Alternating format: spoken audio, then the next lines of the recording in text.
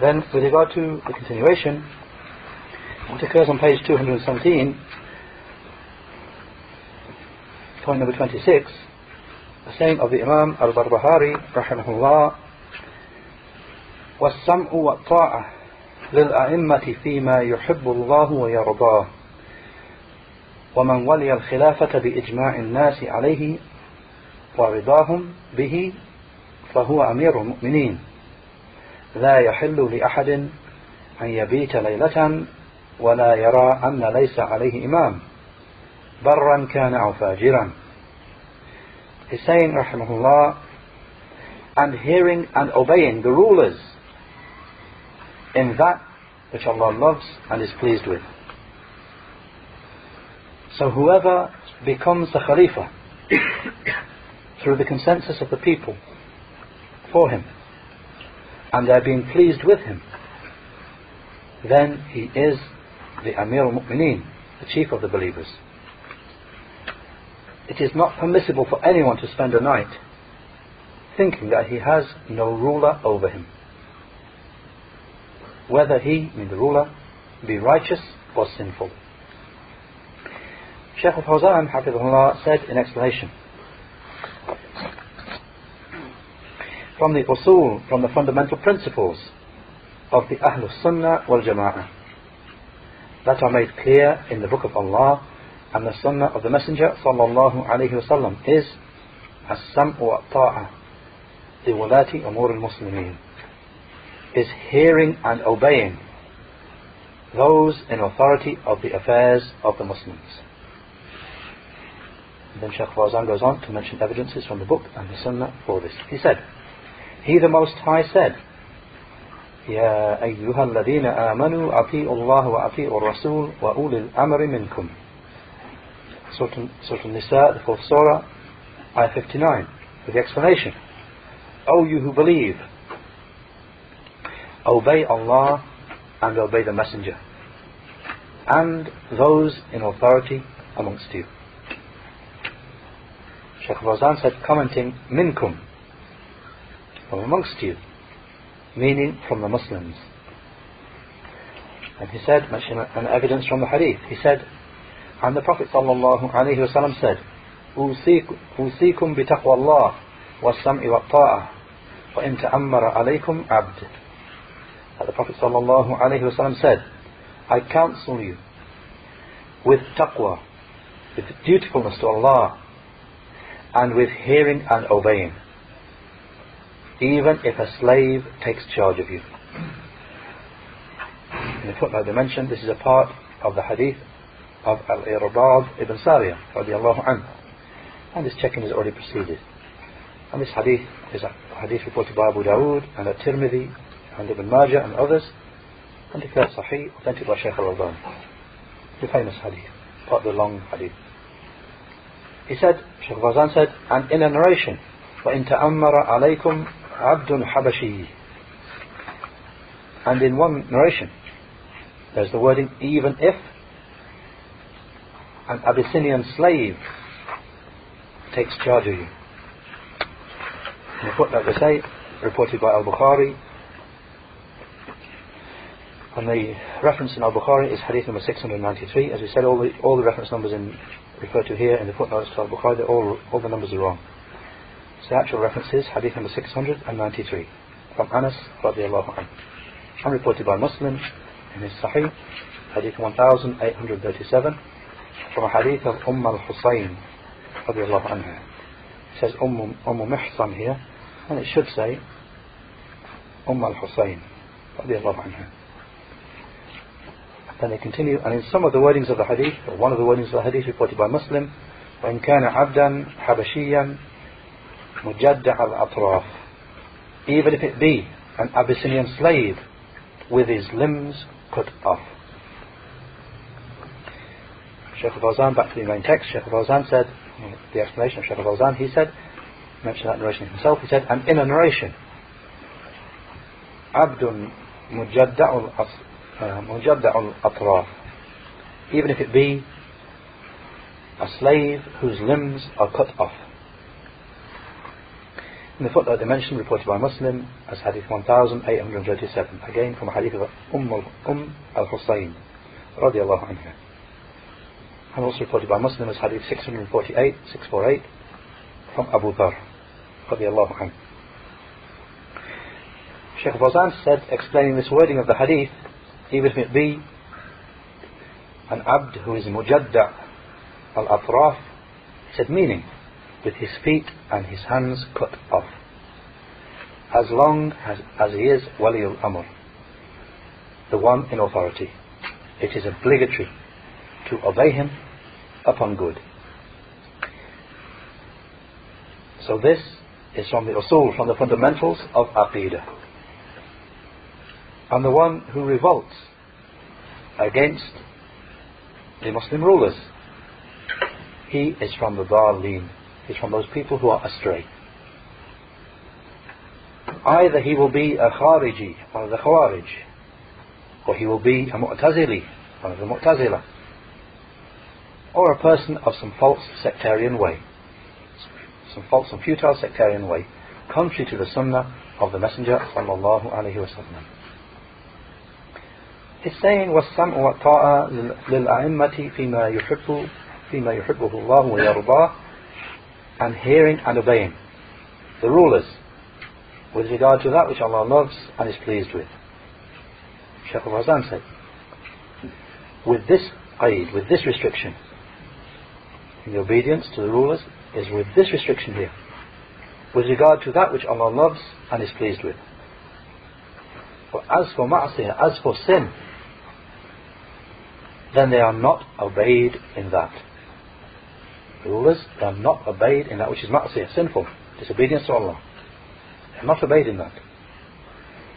He sallallahu alayhi wa sallam said, لا طاعة لمخلوق في معصية الخالق. There is to be no obedience to the creation in disobedience to the Creator. In the footnote they mention this hadith reported by Imam Ahmad in the Musnad, and al-Tabarani in al-Mu'jam al-Kabir, and al-Qudai in the Musnad al-Shihab, and others. And the wording here is at al-Tabarani. And of al-Qudai, and the wording of Ahmad is لا طاعة لمخلوق في معصية الله. There is to be no obedience to a created being in disobedience to Allah.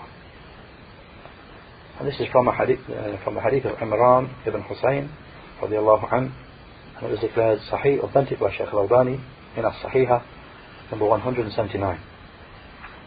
Then they mention the footnote and its origin, the basis for this, or the basis of this occurs in the two Sahihs as a hadith of Ali radiallahu anhu, and it will follow in the next section, next part,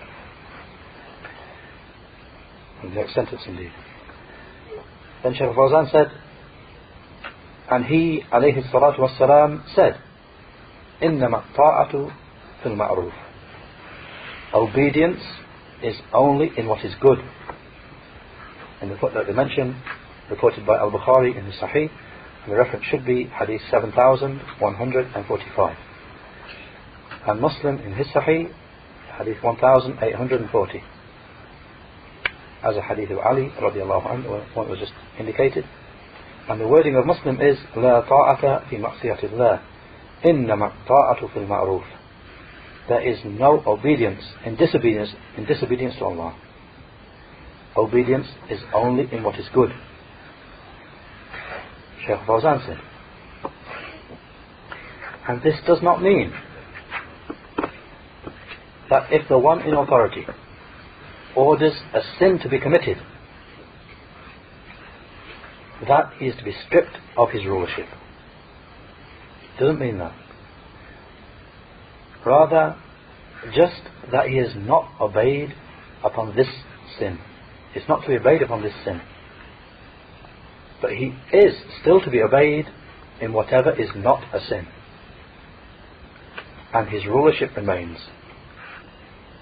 And he is obeyed in that which is not a sin. He's saying, وَمَنْ وَلِيَ الْخِلَافَةَ بِإِجْمَاعِ النَّاسِ عَلَيْهِ وَرِضَاهُمْ بِهِ فَهُوَ أَمِيرُ الْمُؤْمِنِينَ. And whoever becomes their Khalifa by consensus of the people upon him, and they're being pleased with him, then he is Amirul Mu'mineen, he is the chief of the believers. Shaykh Fawzan said, this is an explanation of how rulership comes about. Because imama, rulership, it comes about in one of a number of ways. And then Shaykh Fawzan goes on to mention the 3 ways in which rulership is attained for the Muslim ruler. He mentions 3. So he begins with the first. He said the first matter is that which the author mentioned, and it is the one whom the Muslims choose. And what is meant by those who choose the ruler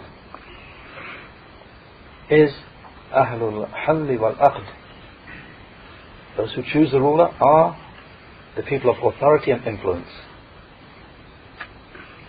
With regard to the scholars, the ulama, and the umara, the governors, and the ashab al-siyasa, people of political affairs, people in charge of political affairs of the state, but umara al-ajnad, and the chiefs of the armies, the army chiefs. And it does not mean that choosing the ruler is for everyone, every single person to do, with regard to the children and the women and the town dwellers and the Bedouins. That's not the case. When we say consensus of the people, of authority and influence, it doesn't mean every single person in the land has a choice in who the leader is going to be. He said, because the people follow Ahlul Halli wal Aqd. The rest of the people follow on from the people of authority and influence. So if the people of authority and influence choose a ruler, it becomes obligatory upon the rest of them, upon the rest of the people, to obey him. And this is just as occurred with the Khilafah of Abu Bakr as-Siddiq. Because the companions, after the passing away of Allah's Messenger sallallahu alayhi wa sallam, they were agreed upon giving the pledge, the bay'ah, to as-Siddiq, to Abu Bakr radiallahu anhu. So the rest of the nation, they followed on from those who chose as-Siddiq, and the affair was not opened up to everyone to have a share in choosing, because this is from the role specific to the people of authority and influence. So the Muslims chose Abu Bakr radiallahu anhu, who was the best of them, and this choice they made has evidences in the Sunnah of the Messenger sallallahu alayhi wa sallam. Then Shaykh Fawzan quotes 2 evidences for this. And that's the choice that those in authority chose from the companions. They chose Abu Bakr, and no doubt he was the best of them. And then Shaykh Fawzan said, and that choice of theirs, there's evidences to show that it was what was indeed correct. Not that there's any doubt about that, as much as the companions had consensus upon, but he just brings 2 points to show that was the correct choice. He said, firstly, that Abu Bakr was the most excellent one of the companions, unrestrictedly. No one disagreed about this. And secondly, that the Messenger sallallahu alayhi wa sallam gave indications, he gave isharat, indications that he would succeed him, that he gave indications that Abu Bakr radiallahu anhu was going to succeed him. Indication, not direct, but indications. So he said, from them is that when he fell sick with his final illness, he put him forward, he put Abu Bakr radiallahu anhu forward for the prayer to lead the Muslims in the place of prayer of Allah's Messenger sallallahu alayhi wa sallam. Hadith, as I mentioned in the footnote, reported by Bukhari and Muslim from Hadith of Aisha radiallahu anha. He said, and he stood in the standing place of Allah's Messenger sallallahu alayhi wa sallam. This is an indication that he would be their Imam in the Khilafah also, just as he was their Imam in the prayer. So therefore they chose Abu Bakr radiallahu anhu. And the people understood this indication. And the Shaykh said, and they said, when they chose Abu Bakr, they actually said, should it be the case that Allah's Messenger sallallahu alayhi wasallam was pleased with you for our religion, and that we are not pleased with you for our worldly life? And that's what they said with regard to Abu Bakr. That's what they said when they chose him to be in charge of them. They said, referring back to the fact that the Prophet sallallahu alayhi wasallam put him in charge of the prayer. They said, when Allah's Messenger sallallahu alayhi wasallam was pleased with you to take charge of us with regard to our religion, should we not be pleased with you to be in charge of our worldly affairs? Shaykh said, and the pledge to him, the bay'ah, was carried out, and the companions were agreed upon that. Those who are involved in directly choosing, and those who are not directly involved, then he is a follower. And the Muslims are a single united body and a single hand. And some of the companions, not all of them, some of them, they're the ones who are involved in directly choosing Abu Bakr radiallahu anhu. And the rest followed on and agreed with that. Then the second matter, which refers to what the Shaykh mentioned earlier, the three different ways in which the Muslim ruler comes into authority. The Shaykh mentioned the second way. He said, is that when Abu Bakr was at the point of death, he chose Umar ibn al-Khattab and specified him to take his place. So the Muslims heard him and obeyed him. And this is the second way from the ways of establishing rulership. And it is that the person in authority chooses the one who will take charge after him, after his death. Just as Abu Bakr did when he chose Umar radiallahu anhu. And the third matter, now the third way in which the Muslim rule comes about, its authority is established. The Shaykh said, if one of the Muslims overcomes and gains authority and causes the people to submit to his rulership, then he will be the chief, he will be their chief and ruler. As occurred regarding Abdul Malik ibn Marwan. Because when there was this agreement after the death of Yazid ibn Muawiyah, then Abdul Malik ibn Marwan ibn al-Hakam took control of the affair. There's a side point, that was in the year 65. He took charge in the year 65. And his Khilafah lasted until the year 87. 86, 87. Anyway, the Shaykh said, so Abdul Malik ibn Marwan ibn al-Hakam, he took control of the affair. And he was a man who was shahman, bold or astute, haziman, determined, qawiyan, strong. And Allah brought about benefit through him. And the pledge to him, the bay'ah, was established to him. And the Muslims heard him and obeyed. So in that lay good for the Muslims. So these are the ways in which rulership of the ruler can be established. Either by the people of authority and influence choosing, or by the previous ruler specifying the one who will take charge after him, or by someone from the Muslims taking control, seizing control, such that he becomes their ruler and the people submit to him and obey and comply with him. Then in that case it is not permissible for anyone to split and break the unity. And however the rulership it comes about and is attained, either of any of these three ways, That's it, then he is the ruler. It's not permissible to split break unity to him. The Shaykh said, quoting the part of the text, and his saying بِإِجْمَاعِ الْمُسْلِمِينَ, and his saying by consensus of the Muslims. If someone becomes the ruler by consensus of the Muslims, the Shaykh said, it should not be understood from this that it is essential for all of the Muslims to make the choice. However, that will be attained by the consensus of the people of authority and influence, as happened in the time of Abu Bakr radiallahu anhu, and as happened with regard to the Khilafah of Uthman radiallahu anhu.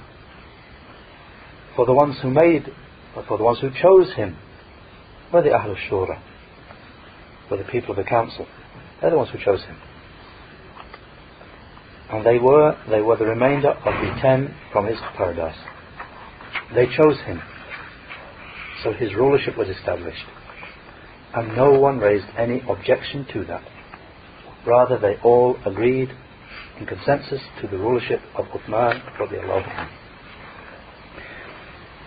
Then Shaykh Fawzan moves on to explanation of the last paragraph. He said, he's saying, لا يحل لأحد أن يبيت ليلة ولا يرى أن ليس عليه إمام برا كان أو فاجرا.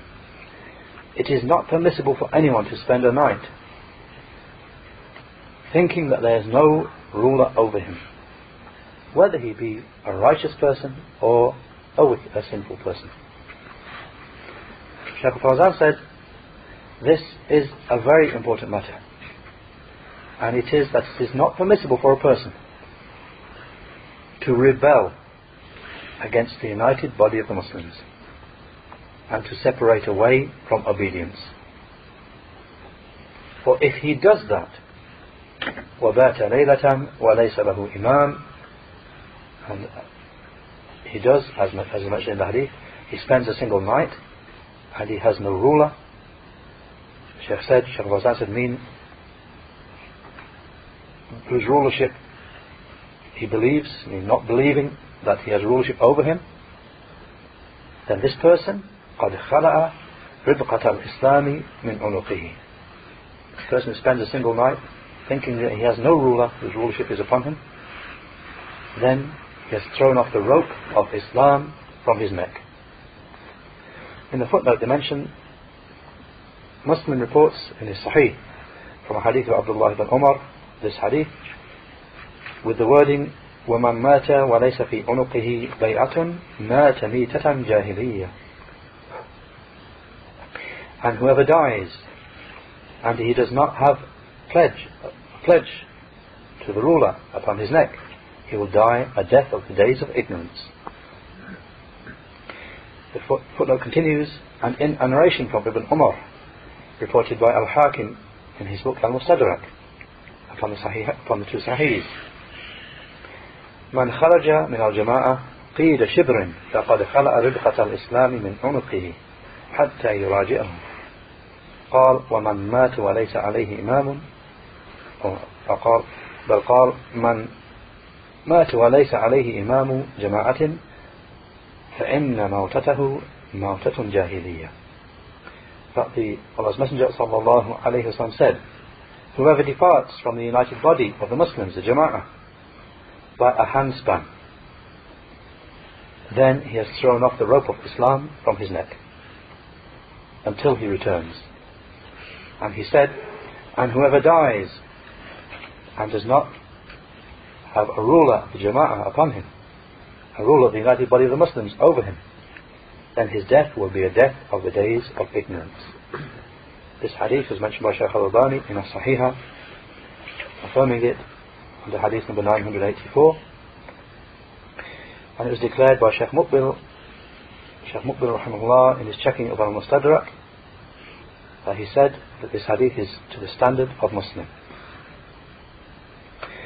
Then Shaykh Fawzan finished with the last paragraph saying, commenting upon this hadith, meaning with regard to the hadith, that whoever spends a night and he regards himself as having no ruler over him, then he has thrown off the rope of Islam from his neck. The Shaykh said, meaning that he was along with the Muslims and connected to the Muslims, he was joined to the Muslims. But when he rebelled, he went out from obedience to the ruler, then he cut his link with the Muslims. Just like the small lambs, which used to have a long rope, which would have loops coming off it, and the heads of the lambs would be put in these loops to safeguard them from being lost. And they were called ribq, they were called nooses. So the Muslims being united upon a ruler is likened to that. It's been likened to these little sheep that they used to preserve by having little nooses put around the neck, all connected to a big rope to keep them safe. The Shaykh said, so the Muslims being united upon a ruler is likened to that. So whoever rebels, departs from obedience to the ruler, then he has thrown off this noose from his neck and exposed himself to becoming lost, and to the wolves and to the winds. It does not mean that he becomes a disbeliever.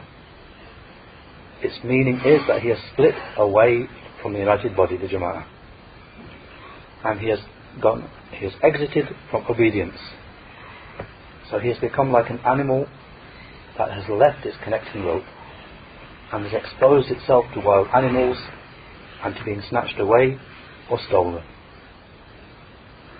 And it should not be said, a person should not say this, I haven't given any pledge of allegiance and I have no ruler.